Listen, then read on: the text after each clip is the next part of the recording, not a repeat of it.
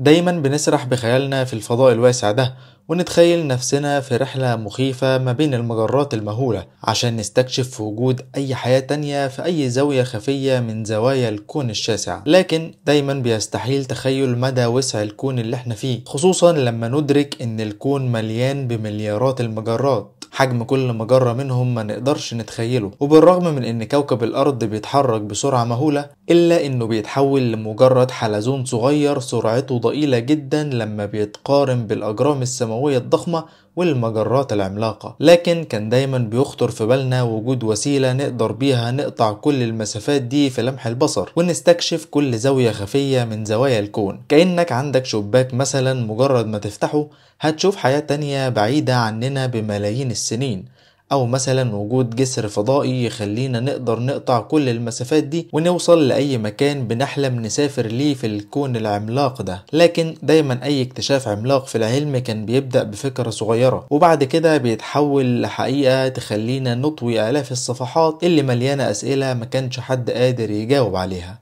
أهلا بيكم، أنا مسلماينز، وفي الحلقة دي هنتكلم عن الثقوب الدودية والسفر بين المجرات. لكن قبل ما نبدأ خليني أفكرك بحاجة مهمة جدا بالنسبة لي، إنك تعمل لايك للفيديو ده علشان يوصل لأكبر عدد من الناس، وإنك تعمل سبسكرايب للقناة عشان تشوف فيديوهاتنا الجاية كلها. ويلا بينا نبدأ. قبل ما يظهر ألبرت أينشتاين بنظريته النسبية، كان تركيب الكون بالنسبة لينا معقد شويتين. كان عبارة عن فيلم سينمائي مليان مشاهد لنجوم وكواكب وأجرام سماوية بتتصرف بطريقة مش مفهومة بالنسبة لنا، وكان التصور وقتها إن كل الكواكب والنجوم دي بتتصرف وفق آلية محددة بشكل منظم بدون أي عشوائية، وبالتالي أي حدث عشوائي ممكن يحصل في التركيب ده ممكن ينهي العالم كله في لمح البصر، زي ما بتنهار كل المشاهد السينمائية لو مخرج الفيلم قال كلمة كات.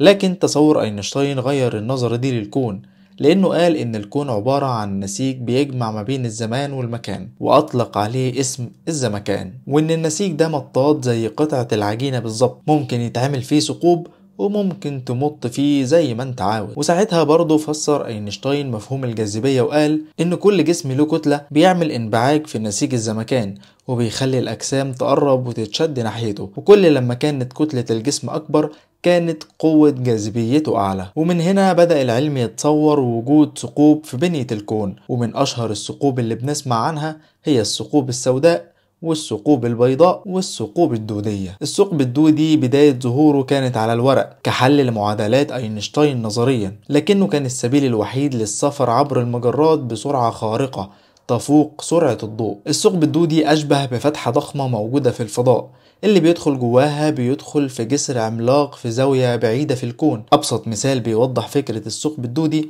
هو مثال الورقة الشهير. لو جبت ورقة ورسمت عليها نقطتين وعاوز تنتقل ما بين النقطتين دول، فانت محتاج تقطع المسافة بينهم. لكن لو تنيت الورقة دي وخليت النقطتين دول فوق بعض بالظبط، فكل اللي عليك تعمله انك تعدي من خلال النقطة الاولى وتمر عبر جسر غير مرئي عشان توصل للنقطة التانية اللي هتخرجك لعالم تاني من الكون. وهنا ظهر اهم سؤال: فين ممكن نلاقي ثقب دودي في الفضاء؟ قبل ما نكمل كلامنا خليني افكرك بحاجة مهمة جدا بالنسبة لي، انك تعمل لايك للفيديو وسبسكرايب للقناة.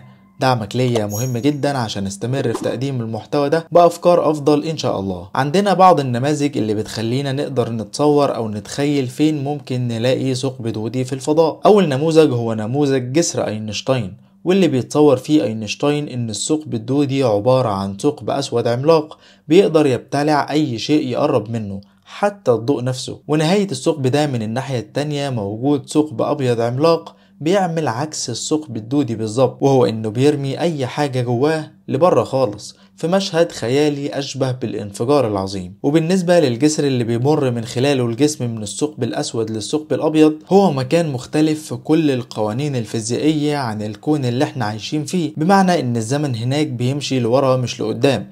كمان الجاذبية فيه مختلفة كليا عن الجاذبية اللي نعرفها دلوقتي. لكن العلماء شايفين ان نموذج جسر أينشتاين هو نموذج مستحيل الحدوث، وده ببساطة لانه بيتنافى مع كل القوانين الفيزيائية، وبيتنافى مع قانون السببية واللي فيه السبب لازم يسبق النتيجة. كمان لان النموذج ده بيجبرك انك تدخل في ثقب اسود، ودي حاجة مستحيل تخرج منها سليم. اما النموذج التاني اللي بيحاول يثبت او يشرح الثقوب الدودية هو نموذج بيتبع نظرية الأوتار الفائقة. النموذج ده بيتبنى فكرة إن بعد فترة من الانفجار العظيم حصل بعض التقلبات على مستوى بعض الجسيمات، والتقلبات دي بيفترضوا إنها كانت سبب في بناء مجموعة من الجسور اللي عددها كبير جدا في مختلف زوايا الكون، والجسور دي مربوطة ببعض عن طريق خيوط أطلقوا عليها الأوتار الكونية. الثقوب الدودية اتبعثرت في الكون وبقت المسافات بينها كبيرة جدا تقاس بملايين السنين الضوئية، والنموذج ده بيفترض كمان إن الثقوب الدودية مش ثقوب سوداء ولا حاجة زي ما كان بيعتقد أينشتاين، لكنها بتشبه الثقوب السوداء لحد كبير. وكمان النموذج ده بيعتقد ان مركز المجرات اللي بنقدر نشوفه من خلال التلسكوبات ما هو الا ثقب دودي قادر يودينا لعالم تاني، لكن ده علشان يحصل محتاجين نقطع مسافة تقدر ب29 ألف سنة ضوئية من كوكب الارض لمركز مجرة درب التبانة، وده طبعا شيء مستحيل يحصل. وبالرغم من ان نموذج جسر اينشتاين ونموذج الاوتار الفائقة بيقولوا لنا بشكل غير مباشر اننا ما نقدرش نوصل لثقب دودي في الفضاء، إلا إن العلماء ما وقفوش لحد هنا وبدأوا يسألوا نفسهم سؤال مهم: هل نقدر إحنا نعمل بنفسنا ثقب دودي في الفضاء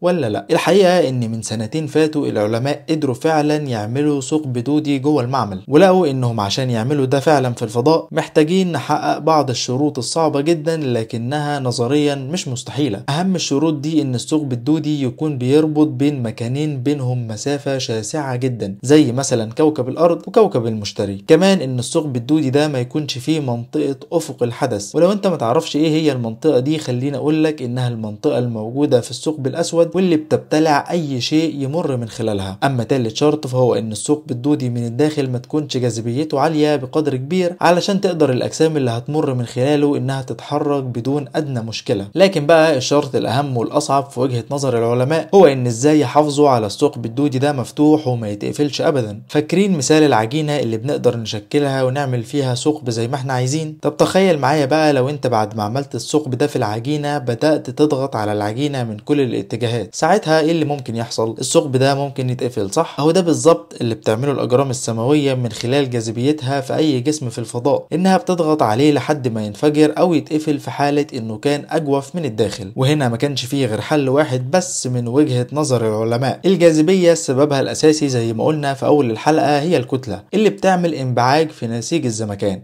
وعلشان نمنع الجاذبية دي فاحنا محتاجين بطل خارق عنده جاذبية مضادة علشان يمنع الأجسام السماوية دي من إنها تأثر على الثقب الدودي بتاعنا. ومن هنا جات للعلماء فكرة اختراع مادة الإكزوتيك ماتر، واللي هي مادة ليها كتلة سالبة، وبالتالي هتقف قصاد اي جسم ممكن يحاول يقفل الثقب الدودي علشان تمنعه من التأثير على الثقب الدودي، وبالتالي الثقب الدودي هيفضل مفتوح على طول. لكن لحد دلوقتي فكرة وجود مادة ذات كتلة سالبة مجرد فكرة في اذهان العلماء بيحاولوا يوصلوا لها عن طريق التعامل مع المادة لإنتاج مادة مضادة بخصائص معاكسة لخصائص المادة اللي كلنا عارفينها. وبكده يكون فكرة الثقوب الدودية هي فكرة على الورق موجودة في المعادلات الفيزيائية، تم إثباتها علميا في المعمل، لكن زي ما كلنا عارفين إن ممكن فكرة معينة يتم إثباتها بعد قرن من الزمن تخلله محاولات كبيرة من العلماء، والنظرية النسبية أبسط مثال على كده. لكن خليني اقول لك وافكرك ان كل ده نقطة من بحر علم ربنا سبحانه وتعالى،